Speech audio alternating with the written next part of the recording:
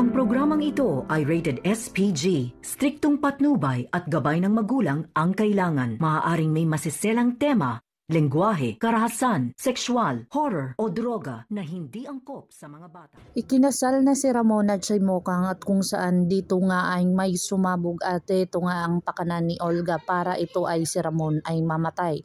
Kung saan hindi ito naging successful ang paglagay ng bomba na iyon at kung saan nakaligtas pa rin si Ramon at si Mokang at lalong-lalo na ang kanilang ama na kung saan galit na galit si Olga sa mga ginagawa ng kanyang mga tauhan na kung saan hindi nga ito o palpak nga itong pinaggagawa nila at kung saan dito rin si Tanggol ay pinahirapan niya sa loob ng selda at kung saan bugbog sarado ito.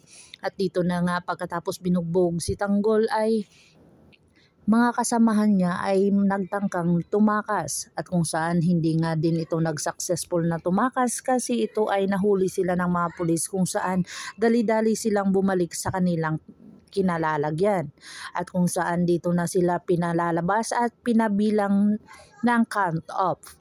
At dito na din pagkatapos nila at pinapasok na sila sa selda ay ito naman lumabas si Tanggol na hinatid ni Bubbles na kung saan si Bubbles ang gumamot kay Tanggol sa pagkabartolina nito. At dito naman si Tinding ay emotional para sa kanyang apo na kung saan pinagkaitan nga ito ng pagkakataon para magbago nang dahil dito kay Rigor at ang iba pang mga tao na talagang galit kay Tanggol na kung saan wala namang ginagawa si Tanggol sa kanila. Lalong-lalo na itong si Roda na pinagnakawan daw ang kanyang bahay pero hindi naman si Tanggol ang nagnakaw doon. At eto naman si Santino ay sumabak sa isang boxing kung saan ito ay hindi niya pa alam at ito ay nabugbog at kung saan dinala siya sa ospital at 50-50 ang kalagayan. Kaya dito si Marites ay emosyonal sa kanyang anak na si Santino. Dahil sa paghahanimo nila ni Ramon at saka ni Mokang ay bumalik ito ng Pilipinas at kung saan dito nga sila pumunta sa Quiapo. At agad-agad naman dito si Tanggol na kung saan sinabi niya dito kay Bubbles na pagkatapos ng misyon nila ay may pupuntahan lang siya saglit. At dito na nga siya pumunta siya sa kanilang sa simbahan ng Quiapo at nagdasal saglit at dito niya na nakasalubong si Mokang na bumangga sa kanyang tagiliran at hindi niya inaasahan ito ay hinalikan niya at kung saan nakita dito ni Ramon Montenegros ang kanyang asawa na si Monique na may kahalikan at dito niya na tinutukan ng kanyang gatilyo at dito na din nagtutok din si Tanggol sa kanyang gatilyo dito kay Ramon at kung saan gumitna na nga itong si Mokang. At dito na nakilala ni Ramon ang kanyang tunay na anak na si Tanggol at ito ay na siya nagpakilala kay Tanggol na siya ang tunay niyang ama.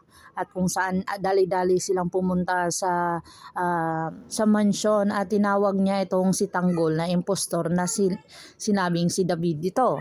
At dito na bumaba si David sa hagdanan at nagulat ang lahat at bumaba at nando na sila sa sala at nakita nila ang mga eksenang napakatindi at kung saan dito na nga binaril ni Ramon si David at kung saan nagpakita na nga dito si Tanggol na nagulat si Olga at lalong-lalo na ang kanyang ama. Laking gulat sa mga nangyayari kung saan dito na nga nila pinagkatiwalaan si Olga pero ito ay sinira niya at kung saan dito na siya isasama ni Ramon sa pagpatay kay David at saka kay Olga.